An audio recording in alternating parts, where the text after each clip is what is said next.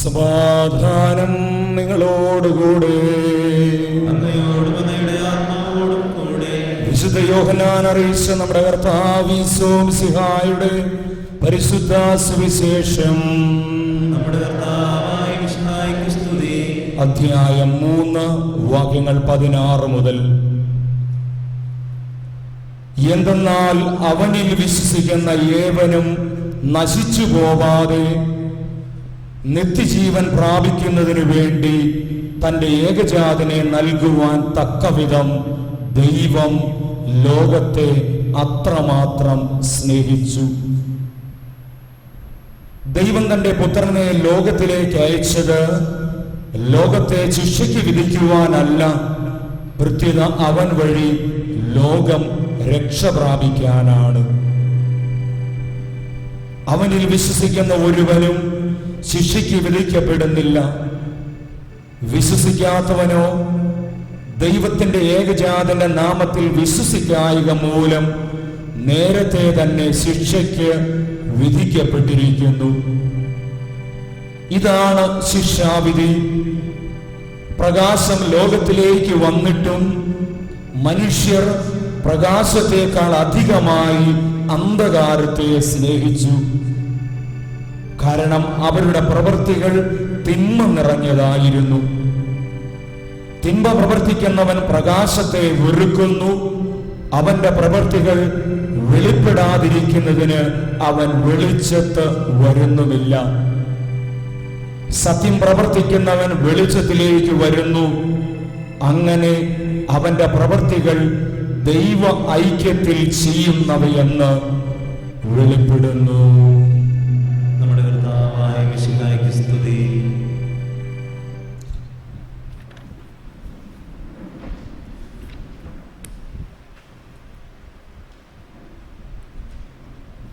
മിശിഹായിൽ ഏറ്റവും സ്നേഹമുള്ള സഹോദരി സഹോദരന്മാരെ,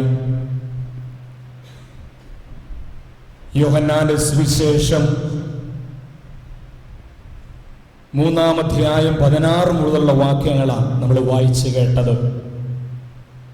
സുവിശേഷത്തിലെ തന്നെ ഏറ്റവും മനോഹരമായ, നമ്മളെപ്പോഴും ഓർക്കേണ്ടതും കാണാണ്ട് പഠിച്ചു വെക്കേണ്ട ഏറ്റവും മനോഹരമായൊരു വചനമാണ് യോഹന്നാന്റെ സുവിശേഷം 3-ാം അധ്യായം 16 മുതലുള്ള വാക്യങ്ങൾ, പ്രത്യേകിച്ച് 16-ാം വാക്യം. ഇവിടെ യോഹന്നാന്റെ സുവിശേഷം 3-ാം അധ്യായം 16-ാം വാക്യത്തിൽ നമ്മൾ ഇങ്ങനെയാ വായിക്കുക: എന്തെന്നാൽ അവനിൽ വിശ്വസിക്കുന്ന ഒരു വ്യക്തിയും നശിച്ചു പോവാതെ നിത്യജീവൻ പ്രാപിക്കുവാൻ തന്റെ ഏകജാതനെ നൽകുവാൻ തക്കവിധം അത്രമാത്രം ദൈവം ലോകത്തെ സ്നേഹിച്ചു. പ്രിയപ്പെട്ടവരെ, ദൈവത്തിന്റെ വലിയൊരു സ്വപ്നമാണ് നമ്മൾ ഇവിടെ കാണുക. യോഹന്നാൻ 3:16. ഈ യോഹന്നാന്റെ സുവിശേഷം 3-ാം അധ്യായം 16-ാം വാക്യത്തിൽ എന്താണ് ദൈവത്തിന്റെ സ്വപ്നം? എനിക്ക് തോന്നുന്നു ദൈവത്തിന് ഒരൊറ്റയൊരു സ്വപ്നമേ ഉള്ളൂ. ആ സ്വപ്നം ഇതാണ്: തന്നിൽ വിശ്വസിക്കുന്ന ഒരു വ്യക്തിയും നശിച്ചു പോവരുത്. അപ്പൊ ദൈവത്തിന്റെ സ്വപ്നം എന്താണെന്ന് ചോദിച്ചാൽ എനിക്ക് തോന്നുന്നത് നമുക്ക് ഒറ്റ വാക്കിൽ എടുത്തു പറയാൻ പറ്റുന്നത് കാര്യം ഇതാണ്: ദൈവത്തിൽ വിശ്വസിക്കുന്ന ഒരു വ്യക്തിയും നശിച്ചു പോവരുത്. ഇതാണ് ദൈവത്തിന്റെ സ്വപ്നം. നമ്മൾ എല്ലാ ദിവസവും രാവിലെ ഉണർന്ന് നമ്മുടെ കട്ടിലേലിരുന്ന് കാണേണ്ട സ്വപ്നവും ഉരുവിടേണ്ട പ്രാർത്ഥനാ മന്ത്രവുമാണിത്. ദൈവമേ, ഇന്ന് എന്നെ വിശ്വസിക്കുന്ന, എന്നെ ആശ്രയിക്കുന്ന, ഞാനുമായി ബന്ധപ്പെടുന്ന ഒരു വ്യക്തി പോലും ഞാൻ മൂലം നശിക്കാൻ ഇടവരരുത്. എല്ലാ ദിവസവും കാണേണ്ട സ്വപ്നവും ഉരുവിടേണ്ട പ്രാർത്ഥനാ മന്ത്രവും. അപ്പൊ ദൈവത്തിന് ഒരൊറ്റ സ്വപ്നമേ ഉള്ളൂ. സ്വപ്നം ഇതാണ്: തന്നിൽ വിശ്വസിക്കുന്ന ഒരു വ്യക്തിയും നശിച്ചു പോകരുത്. ഞാൻ ഓർക്കുന്നുണ്ട്, ഒരിക്കല് കാസർഗോഡ് സൈഡിൽ ഒരു പള്ളി ധ്യാനിപ്പിക്കാൻ പോയപ്പോൾ കപ്പുച്ച മിഷൻ ധ്യാനം 7 ദിവസത്തെ ധ്യാനമാണ്. ഞായറാഴ്ച തുടങ്ങിയാൽ ശനിയാഴ്ചയെ തീരുള്ളൂ. 7 ദിവസമുണ്ട്. ഈ ധ്യാനത്തിൻ്റെ ഇടയ്ക്ക് ഞങ്ങൾ കപ്പൂച്ചൻ അച്ഛന്മാരുടെ ഈ ധ്യാനത്തിൻ്റെ ഇടയ്ക്ക് വീട് സന്ദർശനവും ഉണ്ട്. എല്ലാ വീടുകളും കയറും, വേറങ്ങ് പ്രാർത്ഥിച്ച് വെഞ്ചരിച്ചെല്ലാം പോരും. അപ്പം അതിനിടയ്ക്ക് ഞാനിങ്ങനെ ഒരു വീട് സന്ദർശനത്തിൽ ചെന്നു, കാസർഗോഡ് അടുത്തുള്ളൊരു പള്ളിയിൽ. അപ്പോൾ ഒരു പല വീടുകളിൽ കയറി ഒരു വീട്ടിൽ ചെന്ന് കഴിയുമ്പോൾ അവിടെ ഒരു മിടുക്കനായൊരു കുട്ടിയുണ്ട്, ചെറിയൊരു മിടുക്കൻ മോന്. ഞാൻ അവനോട് പറഞ്ഞു എടാ ഇങ്ങ് വരാൻ പറഞ്ഞു. ഇവൻ വന്നു കഴിഞ്ഞപ്പോൾ ഞാൻ അവനോട് ചോദിച്ചു നിന്റെ പേരെന്താ? അന്നേരം ഇവൻ പറഞ്ഞു അച്ഛാ പേരിന്നതാ. അപ്പോൾ ഞാൻ പറഞ്ഞു മിടുക്കൻ ഇങ്ങ് വരാൻ പറഞ്ഞു. ഞാൻ അവനെ മടി കയറ്റി ഇരുത്തി. അപ്പോൾ അവന് ഭയങ്കര സന്തോഷമായി. എന്നിട്ട് ഞാൻ അവനോട് ചോദിച്ചു നീ എത്രാം ക്ലാസ്സിലാണ് പഠിക്കുന്നത്? അപ്പോൾ ഇവൻ പറഞ്ഞു അച്ഛാ ഞാൻ 1ാം ക്ലാസ്സിലാണ് പഠിക്കുന്നത്. അപ്പോൾ ഞാൻ പറഞ്ഞു കൊള്ളാം മിടുക്കൻ. എന്നിട്ട് ഞാൻ അവനോട് പറഞ്ഞു നീ ഒരു കാര്യം ചെയ്യ്, നീ എൻ്റെ മുഖത്തേക്ക് ഒന്ന് നോക്കിയേടാന്ന് പറഞ്ഞു. അപ്പോൾ ഇവൻ എൻ്റെ മുഖത്തേക്ക് നോക്കി. അപ്പോൾ ഞാൻ അവനോട് ചോദിച്ചു എടാ എന്നെ കണ്ടു കഴിഞ്ഞാൽ നല്ലൊരു അച്ഛൻ്റെ കട്ടുണ്ടോ എന്ന് ചോദിച്ചു. ദൈവം പറഞ്ഞു ഉണ്ടച്ച നല്ല അച്ഛൻ്റെ കട്ടുണ്ടെന്ന് പറഞ്ഞു. അപ്പം ഞാൻ ഒരു കാര്യം ചെയ്തു, അവൻ്റെ മുഖത്തേക്ക് നോക്കിയിട്ട് ഞാനും പറഞ്ഞു നിന്നെ കണ്ടാലും നല്ലൊരു അച്ഛൻ്റെ കട്ടുണ്ടെന്ന് പറഞ്ഞു. ഇവന് ഭയങ്കര സന്തോഷമായി. അപ്പം ഞാൻ ഒരു കാര്യം ചെയ്തു, ഞാൻ അവനോട് പറഞ്ഞു നീ ഒരു കാര്യം ചെയ്യുക, 10ാം ക്ലാസ് കഴിയുമ്പോൾ എൻ്റെ കൂടെ അച്ഛനാകാൻ പോരടാന്ന് പറഞ്ഞു. അന്നേരം 1ാം ക്ലാസ്സിൽ പഠിക്കുന്നതിന് എന്നോട് പറഞ്ഞു അതൊന്നും നടപ്പില്ല അച്ഛാ. അപ്പം ഞാൻ ചോദിച്ചു എന്നാടാ? അന്നേരം ഈ 1ാം ക്ലാസ്സിൽ പഠിക്കുന്ന ഇവൻ എന്നോട് പറയുമോ എനിക്കും ഇല്ലേ അച്ഛാ ഒരു കുഞ്ഞിക്കാല് കാണാനുള്ള ആഗ്രഹമൊക്കെ. ദൈവത്തിന് ഇത്രമാത്രം വലിയ സ്വപ്നമുണ്ടെങ്കിൽ എന്തുകൊണ്ട് ദൈവത്തിന്റെ മക്കൾക്കും സ്വപ്നം കണ്ടുകൂടാ? അപ്പൊ ഭൂമിയിലുള്ള എല്ലാ മനുഷ്യരും ദൈവം ആഗ്രഹിക്കുന്നത് സ്വപ്നം കാണണമെന്ന. പക്ഷെ എന്താണ് ദൈവത്തിന്റെ സ്വപ്നമെന്ന് നമ്മൾ മനസ്സിലാക്കണം. ദൈവത്തിന്റെ സ്വപ്നം ഇതാണ്, തന്നിൽ വിശ്വസിക്കുന്ന ഒരു വ്യക്തിയും നശിച്ചു പോകരുത്. യോഹന്നാന്റെ സുവിശേഷം 10-ാം അധ്യായം 10-ാം വാക്യത്തിൽ മനോഹരമായിട്ട് നമ്മൾ വായിക്കുന്നുണ്ട്. യേശു പറയുന്നുണ്ട് ഞാൻ വന്നിരിക്കുന്നത് നിങ്ങൾക്ക് ജീവൻ ഉണ്ടാകുവാനും അത് സമർത്ഥമായിട്ടുണ്ടാകുക. തന്നിൽ വിശ്വസിക്കുന്ന ഒരു വ്യക്തിയും നശിച്ചു പോകരുതെന്ന് പറഞ്ഞാൽ നമുക്ക് എന്തുണ്ടാവണമെന്നാ ദൈവത്തിന്റെ സ്വപ്നം? ജീവന്റെ സമൃദ്ധി, ഈ പൂർണ്ണത, വിശുദ്ധി പ്രാപിക്കണം. നമ്മൾ ഓരോ ദിവസവും കാഴ്ചപ്പാട് വെക്കേണ്ടതും കാണേണ്ട സ്വപ്നവും നമ്മുടെ പ്രവർത്തനങ്ങളും ജീവിതവും നമ്മുടെ പെരുമാറ്റവും എല്ലാം ഇതുപോലെ മറ്റുള്ളവരെ ജീവനിലേക്ക് നയിക്കാനാവണം. നമ്മൾ സുവിശേഷത്തിൽ നമ്മൾ ഉടനീളം വായിക്കുന്നത് എന്താ? യേശുവിന്റെ ജീവിതം, യേശുവിന്റെ പ്രവർത്തനങ്ങൾ, യേശുവിന്റെ പ്രഘോഷണങ്ങൾ, യേശുവിന്റെ എല്ലാ കാര്യങ്ങളും മറ്റുള്ളവരെ ജീവനിലേക്ക്, ജീവന്റെ സമൃദ്ധിയിലേക്ക് നയിക്കുവാനായിരുന്നു. അപ്പൊ ഈ യേശുവിനെ എന്താ പറയുക, അനുഗമിക്കുന്നവരായി നമ്മള്, ഈ ധ്യാനത്തിൽ പങ്കെടുക്കുന്നവരായി നമ്മള്, യേശുവിന്റെ വചനം ശ്രമിക്കുന്ന നമ്മൾ, യേശുവിനെ അറിഞ്ഞിരിക്കുന്ന നമ്മൾ, യേശുവിനെ അനുഭവിക്കുന്ന നമ്മൾ ചെയ്യേണ്ടത് ഇതാണ്. നമ്മുടെ പെരുമാറ്റത്തിലൂടെ, നമ്മുടെ സംസാരത്തിലൂടെ, നമ്മുടെ കാഴ്ചപ്പാടിലൂടെ, നമ്മുടെ ജീവിതത്തിലൂടെ, നമ്മുടെ തീരുമാനങ്ങളിലൂടെ, നമ്മുടെ മാതൃകയിലൂടെ മറ്റുള്ളവരെ ഇതുപോലെ ജീവന്റെ സമൃദ്ധിയിലേക്ക് ആനയിക്കാൻ അതിന് നമ്മൾ ദിവസവും തിരിഞ്ഞുകൊണ്ടിരിക്കണം. ആ ഒരു ചൈതന്യത്തോടെ, ആ ഒരു ലക്ഷ്യത്തോടെ നമ്മൾ പ്രവർത്തിക്കുമ്പോൾ നമ്മുടെ ജീവിതത്തിന് അർത്ഥമുണ്ട്, നമ്മുടെ പ്രവർത്തനങ്ങൾക്ക് അർത്ഥമുണ്ട്, നമ്മുടെ കാഴ്ചപ്പാടുകൾക്ക് അർത്ഥമുണ്ട്, നമ്മുടെ തീരുമാനങ്ങൾക്ക് അർത്ഥമുണ്ട്, നമ്മുടെ ധ്യാനത്തിന് അർത്ഥമുണ്ട്. അല്ലാണ്ട് എല്ലാം നമ്മുടെ സംതൃപ്തിക്കോ നമ്മുടെ സമാധാനത്തിന് ഒരു അസ്വസ്ഥത ഉണ്ടാകുമ്പോൾ ഓടിപ്പോയി ധ്യാനം കൂടി കുറച്ച് ഒരു എന്താണ് പറയുക, ചില ആളുകൾ അസ്വസ്ഥത ഉണ്ടാകും. ചില ഏട്ടന്മാർ കാണത്തില്ല, കുറെ പട്ട പോയി അടിക്കും, എന്താണ് പറയുക, മദ്യം കുടിക്കും, ഒരു കിക്ക് പിടിക്കും, പിന്നെ കുറച്ച് നേരത്തേക്ക് കുഴപ്പമില്ല. നമുക്ക് ധ്യാനം അതല്ല. മറിച്ച് ദൈവം തന്നിരിക്കുന്ന ഈ അരൂപിയുടെ ജീവിതം നമ്മൾ നയിക്കുവാൻ വേണ്ടി അതിനാഗ്രഹിച്ചുകൊണ്ട് ആ ഒരു ചൈതന്യത്തിൽ വളരുവാൻ പ്രചോദനകമായിട്ട് ഇത് മാറണം. അത് നമ്മുടെ ജീവിതത്തിൽ പ്രാവർത്തികമാക്കണം. മറ്റുള്ളവർക്ക് ജീവനായിട്ട് നമ്മൾക്ക് മാറാനാവണം. ധ്യാനത്തിൽ നിന്ന് നമുക്ക് സ്വീകരിക്കുന്ന ചൈതന്യം, ആ ജീവിതം എൻ്റെ പെരുമാറ്റത്തിലൂടെ, കാഴ്ചപ്പാടിലൂടെ, ജീവിത മാതൃകയിലൂടെ മറ്റുള്ളവർക്ക് ജീവനായി, കൃപയായി നമ്മൾ കൊടുക്കുമ്പോൾ നമ്മുടെ ജീവിതം അർത്ഥവത്തായി തീരുന്നു. നേരത്തെ ബ്രദർ പാറമേൽ പണിത ഭവനത്തെക്കുറിച്ചും പൂഴിയിൽ പണിത ഭവനത്തെക്കുറിച്ചും പറഞ്ഞു. എന്നിട്ട് അതിനെക്കുറിച്ച് നമ്മളോട് പറഞ്ഞു, നമുക്കിതുപോലെ പ്രതിസന്ധികൾ ഉണ്ടാകും, കാറ്റും കോളും ജീവിതത്തിൽ അടിക്കും, ഇല്ലേ? അസ്വസ്ഥതകൾ ഉണ്ടാകും, വേദനകൾ, ദുഃഖങ്ങൾ, വ്യാപാരിയായിട്ട്, രോഗമായിട്ട്, മദ്യപാനമായിട്ട്, കുറവുകളായിട്ട്, പലതരത്തിലുള്ള തകർച്ചകളും പലതരത്തിലുള്ള പ്രതിസന്ധികൾ ജീവിതത്തിൽ ഉണ്ടാകും. കടലിലെ തിരമാലകൾ മുഴുവൻ മാറ്റിയിട്ട് വള്ളമിറക്കാമെന്ന് പറഞ്ഞ ആ ജീവിതത്തിലാവൂ? ആവൂ? ഇല്ല. അപ്പൊ നമ്മൾ ഈ ധ്യാനം ഓരോ ദിവസം ആവശ്യം കൂടുമ്പോൾ നമുക്കറിയാം ജീവിതത്തിൽ ഇപ്പൊ ഇന്ന് നമ്മൾ ധ്യാനം കൂടി 10 ദിവസം ഇവിടെ ധ്യാനിച്ചു, ഇനി പോയി കഴിഞ്ഞാൽ പ്രശ്നം ഉണ്ടാവില്ലെന്നാണോ ഇതിനർത്ഥം? ചിലപ്പോൾ നമ്മൾ വീട്ടിൽ ചെല്ലുമ്പോൾ ഇതിനേക്കാളും വലിയ പ്രശ്നമായിരിക്കും കാത്തിരിക്കുന്നത്. നമുക്ക് ആ ഒരു ഉണർവ്, നമ്മുടെ ലക്ഷ്യബോധം നമുക്ക് തെളിഞ്ഞാൽ നമുക്ക് പ്രശ്നമല്ല. ഇപ്പൊ നമ്മൾ കേൾക്കുക എന്താണ് പറയുക, നമ്മളിപ്പോ വണ്ടി ഓടിച്ച് പോവുക, നമ്മൾ പുതിയൊരു കാർ എടുത്തു, കാർ ഓടിച്ച് തിരുവനന്തപുരത്തിന് പോവുക. എന്തിനാ? ചുമ്മാ പോവുക, വെറുതെ പിക്നിക്കായിട്ട്. വണ്ടി എടുത്തില്ലേ, കുറച്ച് ഓടിക്കണ്ടേന്ന് വിചാരിച്ച് നമ്മൾ പോവുക. അപ്പൊ നമ്മൾ കേട്ടു വഴിക്ക് ഭയങ്കര ബ്ലോക്കാണ്, ഒരു അപകടം ഉണ്ടായി, ബ്ലോക്കാ, വണ്ടി പോകാൻ പറ്റൂല. നമ്മൾ എന്ത് ചെയ്യും?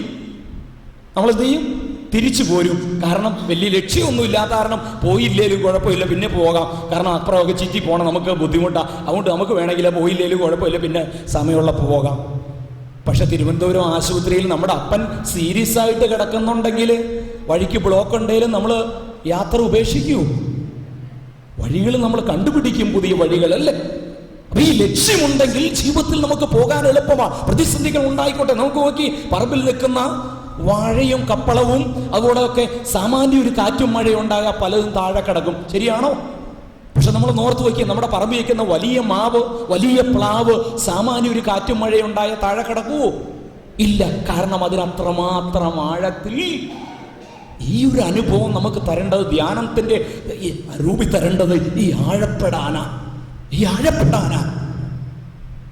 അപ്പൊ നമുക്ക് എന്തെല്ലാം ഉണ്ടായോ, നമുക്ക് നമ്മുടെ ജീവിത ലക്ഷ്യം നമ്മൾ മറന്നു പോകാതെ നമുക്ക് ഈ യേശുവിനെ പോലെ, ദൈവമാഗ്രഹത്തിന്റെ സ്വപ്നം പോലെ മറ്റുള്ളവർക്ക് ജീവൻ പകർന്നു കൊടുക്കാൻ പറ്റും, ഇല്ലേ? നമുക്ക് ജീവൻ പകർന്നു കൊടുക്കാം. എന്തു ആയിക്കോട്ടെ, എനിക്ക് പ്രതിസന്ധികളുണ്ട്, എനിക്ക് പരാജയങ്ങളുണ്ട്, എനിക്ക് വേദനകളുണ്ട്, എനിക്ക് നൊമ്പനങ്ങളുണ്ട്, പ്രതികൂല സാഹചര്യങ്ങളുണ്ട്. ഞാൻ ഉറച്ചു നിൽക്കുന്നതാണെങ്കിൽ, അനുഭവമുള്ള ഒരു മനുഷ്യനാണെങ്കിൽ, ഈ അനുഭവത്തിന്റെ നിറവിൽ നിന്ന് മറ്റുള്ളവർക്ക് ആ ജീവൻ നമ്മൾക്ക് പറ്റുന്ന രീതിയിൽ ദൈവം കാണുന്ന, സ്വപ്നം കാണുന്ന അനുസരിച്ച് നമുക്ക് കൊടുക്കാനാവും. നമുക്ക് കിട്ടണമെങ്കിൽ നമുക്ക് കൊടുത്താലല്ലേ കിട്ടൂ, ശരിയല്ലേ? നമുക്ക് ആഗ്രഹമുണ്ട്, നമുക്ക് ജീവൻ ഉണ്ടാവണം, നമുക്ക് സംതൃപ്തി ഉണ്ടാവണം, നമുക്ക് സമാധാനം ഉണ്ടാവണം, നമുക്ക് വിജയം ഉണ്ടാവണം. ഇതൊക്കെ മറ്റുള്ളവർക്ക് നമുക്ക് പങ്കുവെച്ച് കൊടുക്കുമ്പോഴാണ് നമുക്ക് കിട്ടുക. അല്ലാണ്ട് എല്ലാം നമ്മൾ പൊതിഞ്ഞു വെച്ച് കഴിഞ്ഞാൽ നമുക്ക് പറ്റുമോ? കുട്ടികൾ കാണത്തില്ലേ, ചെറിയ കുട്ടികളെയും കൊണ്ട് നമ്മൾ പെരുന്നാളിന് പോയി നോക്കി, ഉത്സവത്തിന് പോയി നോക്കി, അവിടെ PP കാണുമ്പോൾ കൊച്ചു പറയും അതെനിക്ക് വേണം, അല്ലേ? അവിടെ കാണുന്ന പന്ത് കാണുമ്പോൾ അത് കൊച്ചു പറയും അത് വേണം. അവിടെ ചെന്ന് എന്താണ് പറയുക, പാപ കാണുമ്പോൾ കൊച്ചു പറയും അത് വേണം, ഇത് വേണം, ഇത് വേണം. കുറെ കഴിയുമ്പോൾ കൈയൊക്കെ നിറച്ചു സാധനങ്ങളാ. പിന്നെയും കൊച്ചു അതും ഇതൊക്കെ കാണും. കൊച്ചെന്ത് ചെയ്യും? അത് അവിടെ മുഴുവൻ ഇടും, എന്നിട്ട് പിന്നെ അടുത്ത് മേടിക്കും. കൊച്ചിന് എന്തേലും തികഞ്ഞെന്ന് പറഞ്ഞ് കേട്ടിട്ടുണ്ടോ കുട്ടികൾ? ഉണ്ട്. നമ്മൾ അതുപോലെ ആവരുത്. ഈ ധ്യാനം കൂടുമ്പോൾ, അരൂപിയിൽ വളരുമ്പോൾ, ഇന്നുകൂടെ പോന്നോട്ടെ, മടുത്ത് കഴിയുമ്പോൾ അതിട്ടു, വീണ്ടും വീണ്ടും ഇത് തന്നെ. അതുകൊണ്ട് എന്താ അർത്ഥം? അതുകൊണ്ട് ധ്യാനം കൊണ്ട് അർത്ഥമുണ്ടോ? അതുകൊണ്ട് നമ്മൾ അരൂപിയിൽ വളരാൻ പറ്റുമോ? അതല്ല. നമുക്ക് തീർച്ചയായിട്ടും നമുക്ക് നിറഞ്ഞ വ്യക്തികൾക്ക് നിറഞ്ഞ സംതൃപ്തിയിൽ നിന്ന് കൊടുക്കുന്നതിൽ സംതൃപ്തി, സ്നേഹിക്കുന്നതിൽ സംതൃപ്തി, സമാധാനത്തിൽ മറ്റുള്ളവരെ കൊണ്ടുനടക്കുന്നതിൽ അഭിവൃദ്ധി, പ്രാർത്ഥിക്കുന്നതിലൊക്കെ സംതൃപ്തി ഉള്ളതിൽ ആനന്ദം കണ്ടെത്തി ജീവന്റെ സമൃദ്ധിയായിട്ട് മറ്റുള്ളവർക്ക് കൊടുക്കാനാണ്. എൻ്റെ വീട്ടിൽ ഞങ്ങൾ മക്കൾ 6 പേരാണ്.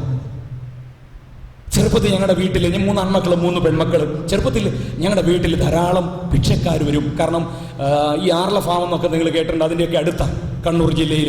അപ്പോൾ ഈ ധാരാളം ആദിവാസികൾ ഞങ്ങളുടെ വീട്ടിൽ, അപ്പോൾ ചാച്ചനും ഒക്കെ ആയിട്ട് അവർക്കൊക്കെ ഭയങ്കര സ്നേഹമാണ്, അവർ എല്ലാം ഇടയ്ക്ക് വരും. അതുകൊണ്ട് ധാരാളം ഭിക്ഷക്കാർ വരും. അപ്പോൾ ഈ ഭിക്ഷക്കാർ ധാരാളം വന്നു കഴിയുമ്പോൾ അമ്മ പറയും എന്തെങ്കിലും കൊടുക്കാൻ പറയും, ഞങ്ങൾ വാഴിക്കോരി കൊടുക്കും. എന്തെങ്കിലുമൊക്കെ ഭിക്ഷക്കാർക്ക് ദാനമായിട്ട് എന്തെങ്കിലുമൊക്കെ കൊടുക്കും. ഒരു ദിവസം അമ്മ പറഞ്ഞു, മക്കളെ ഇനി തൊട്ട് ഭിക്ഷക്കാർ വരുമ്പോൾ അതും ഇതും വാരി കൊടുക്കരുത്, നിങ്ങൾ ചോദിച്ചിട്ട് കൊടുക്കണം.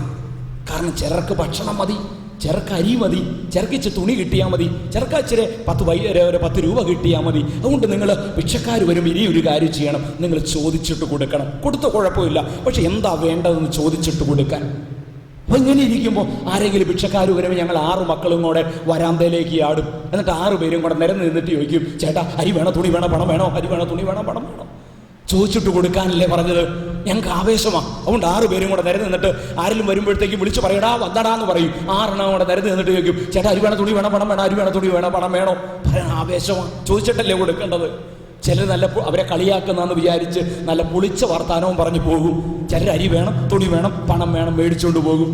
അങ്ങനെ ഇരിക്കും. ഒരു ദിവസം ഒരു ഉച്ച കഴിഞ്ഞ സമയത്ത് ഒരു മധ്യവയസ്കനായ മനുഷ്യൻ ഒരു വളകാലം കൂടെയും കൈപ്പിടിച്ച് തോളിലൊരു തോർത്ത് വിട്ട് ഒരു പേഴ്സും കഷത്തി വെച്ച് ഒരു വെള്ളമുണ്ടൊക്കെ മടക്കി കുത്തി മധ്യവയസ്കനായ ഒരു മനുഷ്യൻ ഉച്ച കഴിഞ്ഞ സമയത്ത് വന്നു. ഞങ്ങൾ 6 മക്കളോടെ വരാന്തയിലേക്ക് ഇറങ്ങിയിട്ട് ചോദിച്ചു, ചേട്ടാ അരി വേണോ തുണി വേണോ പണം വേണോ, അരി വേണോ തുണി വേണോ പണം വേണോ? ശബ്ദം കേട്ടോണ്ട് അമ്മ ഓടി വന്നു. അമ്മ ഓടി വന്നത് കാരണം രക്ഷപ്പെട്ടു. അമ്മയുടെ മൂത്ത ആങ്ങള നാട്ടിൽ നിന്ന് വന്നതായിരുന്നു. ഇതൊരു മനസ്സാണ്, ഇതൊരു മനസ്സാണ് അല്ലേ? ആ ഒരു നിറവുള്ളപ്പോൾ നമുക്ക് കൊടുക്കാൻ സന്മനസ്സാണ്. ഇന്ന് നമുക്ക് തികയുന്നില്ല. ധ്യാനത്തിന് പോയിട്ട് നമുക്ക് തികയുന്നില്ല. ആ ധ്യാനമന്തരം കിടുമ്പോൾ അത് നമ്മളെ ഉൾക്കൊള്ളാൻ പറ്റുന്നില്ല. അതിനേക്കാൾ അപ്പുറത്തൊരു സ്ഥലം അവിടെ ചെന്ന് കഴിയുമ്പോൾ നമുക്ക് കിട്ടാവുന്നത് പോരാ, കുറച്ചുകൂടെ വേണം. പോയി പോയി പോയി പോയി നമ്മൾ പത്തായം പോലെ ആയിട്ടും വലിയ കാര്യമൊന്നും പലപ്പോഴും ഉണ്ടാവുന്നില്ല. ഇനിയെങ്കിലും കിട്ടിയതിൽ നിന്ന് കൊടുക്കാൻ, മറ്റുള്ളവർക്കൊരു ജീവൻ കൊടുക്കാൻ നമ്മുടെ ഒരു പുഞ്ചിരിയിലൂടെ, നമ്മുടെ ഒരു സ്നേഹത്തിലൂടെ, നമ്മുടെ ഒരു കരുണയിലൂടെ, നമ്മുടെ ഒരു ശുശ്രൂഷയിലൂടെ, നമ്മുടെ ഒരു നല്ല വാക്കിലൂടെ, നല്ലൊരു ബഹുമാനത്തിലൂടെ, നമ്മുടെ ഒരു ക്ഷമിക്കുന്ന പ്രവൃത്തിയിലൂടെ ഇനിയെങ്കിലും കൊടുക്കാനെന്ന് തുടങ്ങിക്ക്. ഇത്രയും ദൈവം നമ്മളിലേക്ക് വർഷിച്ചില്ലേ? ഇത്രയും അനുഗ്രഹങ്ങൾ നമ്മളെ ഇട്ട് തന്ന നമ്മുടെയൊക്കെ പത്തായങ്ങൾ, മനസ്സ്, ഹൃദയവും ജീവിതവും ഒക്കെ തമ്പുരാൻ നിറച്ചില്ലേ? ഇനിയും പോരട്ടെ പോരട്ടെ. അതിനേക്കാൾ അപ്പുറമായി ഒന്ന് ജീവൻ കൊടുക്കാൻ കർത്താവിനെ പോലെ ഒന്ന് തുനിഞ്ഞാൽ അതല്ലേ ജീവിതത്തിന്റെ നിറവെന്ന് പറയുന്നത്? അസീസിലെ വിശുദ്ധ ഫ്രാൻസിസിന്റെ വിശ്വപ്രസിദ്ധമായ ഒരു പ്രാർത്ഥനയുണ്ട്, സമാധാന പ്രാർത്ഥന. ഫ്രാൻസിസ് പ്രാർത്ഥന ഇങ്ങനെയാണ്: കർത്താവേ, എന്നെ അങ്ങയുടെ സമാധാനത്തിന്റെ ഉപകരണമാക്കണമേ. അതിൻ്റെ അവസാനത്തെ ഭാഗത്ത് നമ്മൾ കാണുന്നുണ്ട്, ക്ഷമിക്കുമ്പോഴാണ് ക്ഷമിക്കപ്പെടുന്നത്, മരിക്കുമ്പോഴാണ് നീതി. നമുക്ക് കിട്ടണമോ നമുക്ക് കൊടുത്താലേ പറ്റൂ. പ്രാർത്ഥിക്കാം ദൈവത്തോട്, ദൈവമേ, ഈ അഭിഷേകത്തിൽ നിറഞ്ഞ് മറ്റുള്ളവർക്ക് ജീവൻ കൊടുക്കുന്ന, കരുണ കൊടുക്കുന്ന, അനുഗ്രഹം കൊടുക്കുന്ന വ്യക്തിത്വത്തിൻ്റെ ഉടമകളാക്കി ഞങ്ങളെ ഒന്ന് രൂപാന്തരപ്പെടുത്തണമേ. ധർമ്മക്കാരായിട്ട് ഇനിയും ഞങ്ങളെ ഇരുത്താതെ കൊടുക്കുന്ന സമ്പന്നരായിട്ട്, ഹൃദയത്തിൽ നിറഞ്ഞ, മനസ്സിൽ നിറവുള്ള വ്യക്തികളായിട്ട്, ജീവൻ കൊടുക്കുന്ന വ്യക്തികളായി ഞങ്ങളെ ഒന്ന് മാറ്റണമേ. പ്രാർത്ഥിക്കാം. ദൈവം നമ്മളെ സഹായിക്കട്ടെ.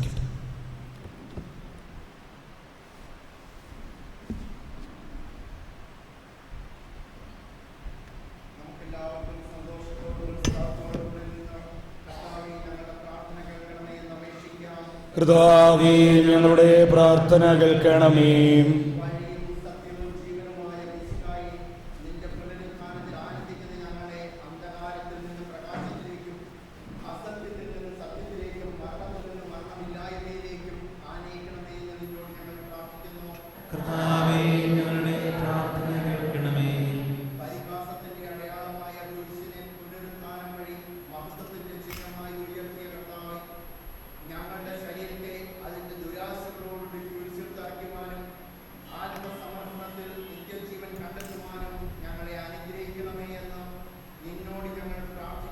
കർത്താവേ, ഞങ്ങളുടെ പ്രാർത്ഥന കേൾക്കണമേ.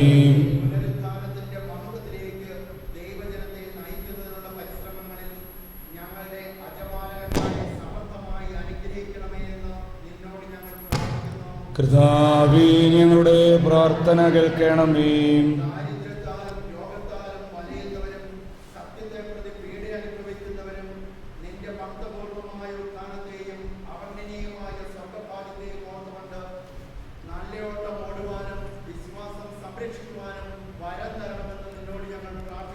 കർത്താവേ, ഞങ്ങളുടെ പ്രാർത്ഥന കേൾക്കണമേ.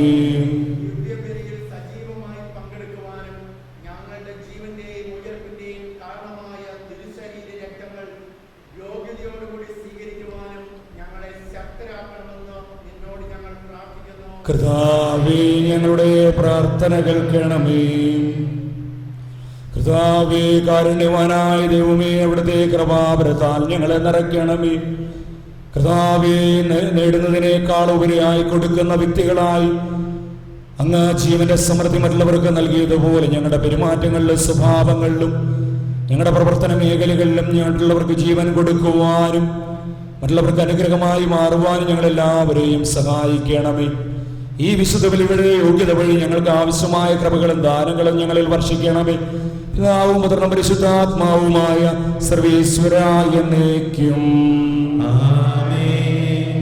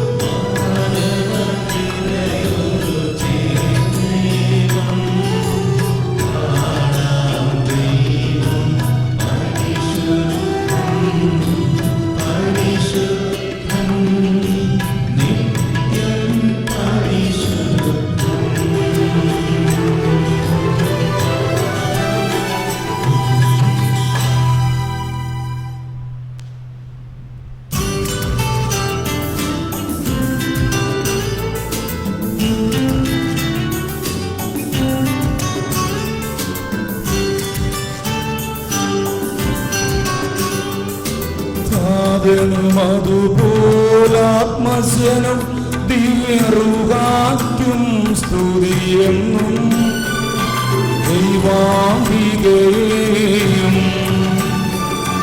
മാർയോസേപ്പിനെയും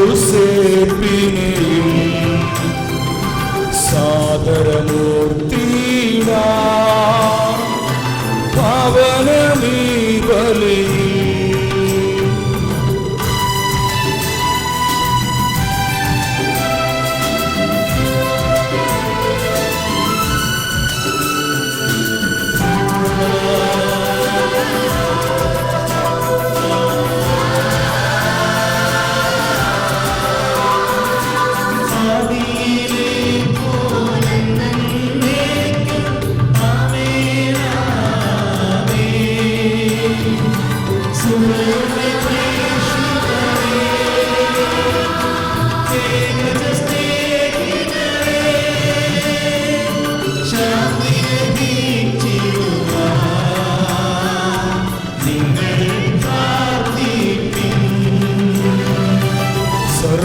സർവരുമൊന്നായി പാടിയിടട്ടെ ആമേൻ ആമേൻ. മാർത്തോമായെയും ഗുണസാക്ഷികളെയും സൽക്കർമ്മികളെയും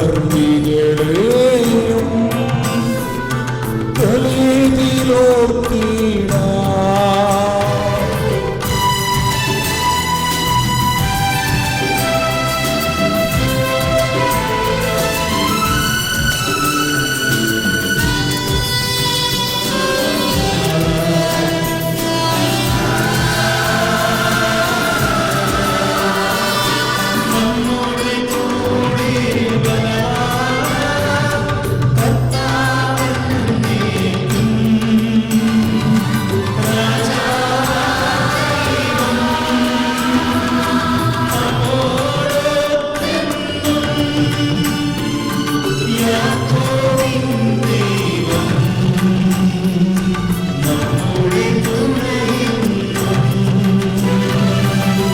ചെറിയവരെല്ലാം വലിയവരൊപ്പം കാത്തുവസിക്കുന്നു.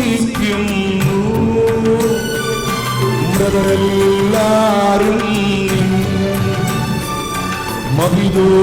മഹിതോദ്ധാരത്തിൽ ശരണം തേടുന്നു. ഉദ്ധിതരായിടുക.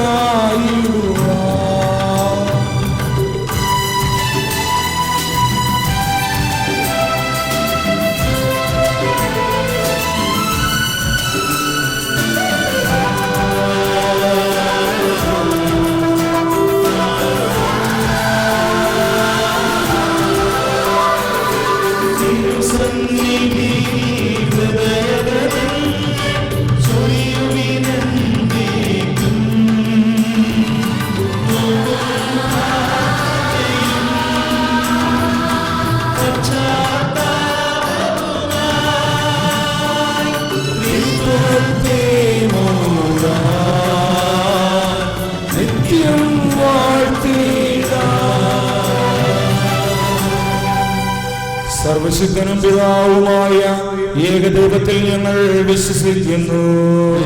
ദൃശ്യവുമായ സകലത്തിന്റെ സൃഷ്ടാവിൽ ഞങ്ങൾ വിശ്വസിക്കുന്നു. ദൈവത്തിന്റെ ഏകപുത്രനും സകലസ്യവും പൊള്ളാതെയാകനും യുവങ്ങൾക്കെല്ലാം മുമ്പ് പിതാവിൽ നിശ്ചിതനും എന്നാൽ സ്തുതിക്കപ്പെടാത്തവനും ഏകർത്താവുമായ ഈശോ മിശിഹായിൽ ഞങ്ങൾ വിശ്വസിക്കുന്നു. അവിടുന്ന് സദൈവത്തിനുള്ള സദൈവവും പിതാവിനോടുകൂടെ സദൈവമാകുന്നു. അവിടുന്ന് വഴി പ്രപഞ്ചവിധാനം ചെയ്യപ്പെടുകയും എല്ലാം സൃഷ്ടിക്കപ്പെടുകയും ചെയ്തു. മനുഷ്യനായി നമുക്ക് വേണ്ടിയും നമ്മുടെ രക്ഷയ്ക്ക് വേണ്ടിയും അവിടുന്ന് സ്വർഗ്ഗത്തിൽ നിന്നിറങ്ങി പരിശുദ്ധാത്മാവിനാൽ കന്യകാമറിയത്തിൽ നിന്ന് ശരീരം സ്വീകരിച്ച് മനുഷ്യനായി പിറന്നു. പതിയോസിന്റെ കാലത്ത് പീഡകൾ സഹിക്കുകയും സ്ത്രീവാദത്തോട് മരിക്കുകയും സംസ്കരിക്കപ്പെടുകയും എഴുതപ്പെട്ടിരിക്കുന്നത് പോലെ മൂന്നാം ദിവസം എഴുന്നേൽക്കുകയും ചെയ്തു. അവിടുന്ന് സ്വർഗ്ഗത്തിലേക്ക് എഴുന്നള്ളി പിതാവിന്റെ വലതുഭാഗത്തിരിക്കുന്നു. മരിച്ചവരെയും ജീവിക്കുന്നവരെയും വിധിക്കുവാൻ അവിടുന്ന് വീണ്ടും വരുവാൻ ഇരിക്കുന്നു. പിതാവിൽ നിന്നും പുത്രനും പുറപ്പെടുന്ന സത്യാത്മാവും ജീവദാതാവുമായ ഏകപരിശുദ്ധാത്മാവിൽ ഞങ്ങൾ വിശ്വസിക്കുന്നു. ഏകവും പരിശുദ്ധവും സ്ലൈകവും സാർവത്രികവുമായ സഭയിലും ഞങ്ങൾ വിശ്വസിക്കുന്നു. പാപമോചനത്തിനുള്ള ഏകമാമോദീസായി ശരീരത്തിന്റെ ഉയർപ്പും നിത്യായുസ്സും ഞങ്ങൾ ഏറ്റുപറയുകയും ചെയ്യുന്നു. ആമേൻ. സ്ഥലത്തിന്റെയും നാഥനായ ദൈവത്തിന്റെ സ്തുതികൾ ആലപിക്കുവാൻ സഹോദരനെ ശക്തനാക്കട്ടെ. നമുക്ക് പ്രാർത്ഥിക്കാം. സമാധാനം നമ്മോടുകൂടെ. പാത്രിയാർക്കീസ്മാരും മെത്രാന്മാരുമായ നമ്മുടെ പിതാക്കന്മാർ, പുരോഹിതന്മാർ, ശുശ്രൂഷികൾ എന്നിവരുടെയും ബ്രഹ്മചാരികളുടെയും കന്യകളുടെയും നമ്മളുടെ മാതാപിതാക്കന്മാർ, പുത്രി പുത്രന്മാർ, സഹോദരി സഹോദരന്മാർ എന്നിവരുടെയും ഓർമ്മയെ ആചരിച്ചുകൊണ്ട് നിങ്ങൾ പ്രാർത്ഥിക്കുവിൻ. മിശിഹായുടെ സ്നേഹിതരും വിശ്വാസികളുമായ എല്ലാ ഭരണകർത്താക്കളെയും സത്യവിശ്വാസത്തോടെ മരിച്ച് ഈ ലോകത്തിൽ നിന്ന് വേർപെട്ടു പോയ എല്ലാവരെയും അനുസ്മരിക്കുവിൻ. മിശിഹായുടെ കൃപയാൽ ഈ ബലി നമുക്ക് സഹായത്തിനും രക്ഷയ്ക്കും സ്വർഗരാജ്യത്തിൽ നിത്യജീവനും കാരണമാകട്ടെ. കർത്താവേ, ആശീർവദിക്കണമേ. സഹോദരരെ, കുർബാനയുടെ കരങ്ങൾ വഴി പൂർത്തിയാകുവാൻ നിങ്ങൾ എനിക്ക് വേണ്ടിയും പ്രാർത്ഥിക്കുവിൻ. സകലത്തിന്റെയും നാഥനായ ദൈവം തന്നെ അഭീഷ്ടേറ്റുവാൻ നമ്മെ ശക്തനാക്കട്ടെ. ഈ കുർബാനയെ അവിടുന്ന് സ്വീകരിക്കട്ടെ.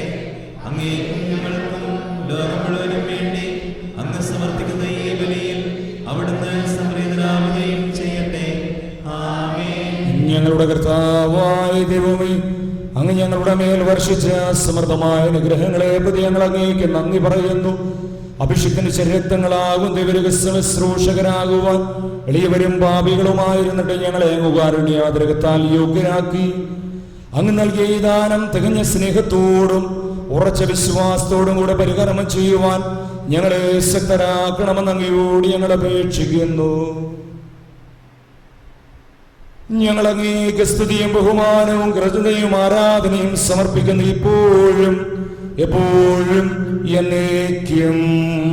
ആമേൻ. സമാധാനം നിങ്ങളോടുകൂടെ. അങ്ങയോടും അങ്ങയുടെ ആത്മാവോടും കൂടെ. സഹോദരരെ, മിശിഹായുടെ സ്നേഹത്തിൽ നിങ്ങൾ സമാധാനം ആശംസിക്കുവിൻ. നമുക്കെല്ലാവർക്കും അനുതാപത്തോടും വിശുദ്ധിയോടും കൂടെ കർത്താവിന് നന്ദി പറയുകയും അവിടുത്തെ വിളിച്ചപേക്ഷിക്കുകയും ചെയ്യാം. നിങ്ങൾ ആദരപൂർവ്വം നിന്ന് ഇവിടെ അനുഷ്ഠിക്കപ്പെടുന്നവയെ സൂക്ഷിച്ചു വീക്ഷിക്കുവിൻ. ഭയഭക്തിജനകമായ രഹസ്യങ്ങൾ കൂദാശ ചെയ്യപ്പെടുന്നു.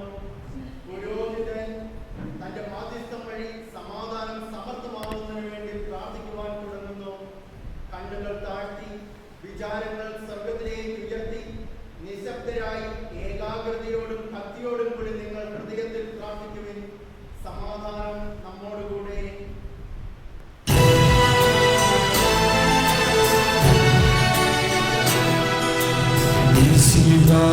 കർത്താവിൻ കൃപയും ദൈവപിതാവിൻ സ്നേഹമതും ൂഹാദൻ സഹവാസവും നമ്മോടൊത്തുണ്ടാകട്ടെ.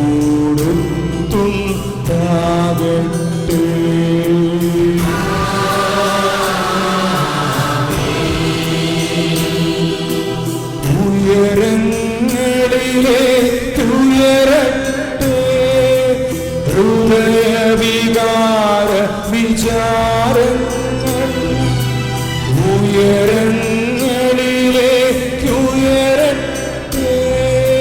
ഹൃദയവികാര വിചാരങ്ങൾ.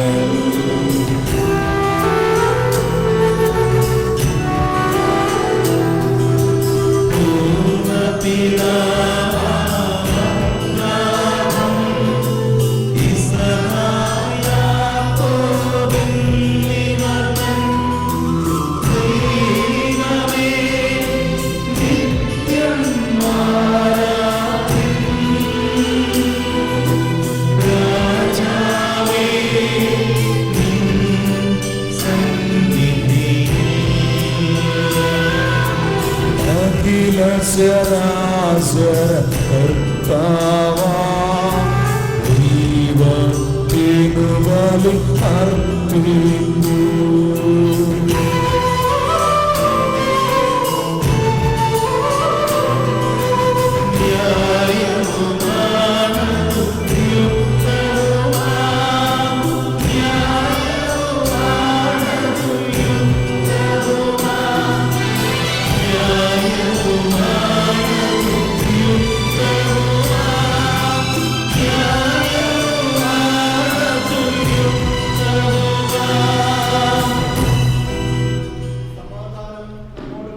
പിതാവും പുത്രനും പരിശുദ്ധാത്മാവുമായ സർവേശ്വര, അങ്ങയുടെ മഹത്വമേറിയ തരത്വത്തിന്റെ ആരാധ്യമായ നാമം എല്ലാ അധരങ്ങളിൽ നിന്ന് സ്തുതിയും എല്ലാ നാവുകളിൽ നിന്ന് കൃതയും എല്ലാ അസ്ഥികളിൽ നിന്ന് പുകഴ്ചയും അർഹിക്കുന്നു. എന്തുകൊണ്ടെന്നാൽ അങ്ങ് ലോകത്തെയും അതിലുള്ള സകലത്തെയും കനിവോടെ സൃഷ്ടിക്കുകയും മനുഷ്യവംശത്തോട് അളവറ്റ കൃപ കാണിക്കുകയും ചെയ്തു. സ്വർഗവാസികളുടെ ആയിരങ്ങളും മലാഖമാരുടെ 10,000 മഹോന്നതനായ അങ്ങയെ കുമ്പിട്ട് ആരാധിക്കുന്നു. അഗ്നിമേന്മാരൂപികളുമായ സ്വർഗീയ സൈന്യങ്ങൾ അങ്ങയുടെ നാമം പ്രകീർത്തിക്കുന്നു. പരിശുദ്ധരും അരൂപികളുമായ കൃപന്മാരോട് ശ്രാപ്പന്മാരോട് ചേർന്ന് നാഥനായ അങ്ങേക്ക് അവർ ആരാധന സമർപ്പിക്കുന്നു.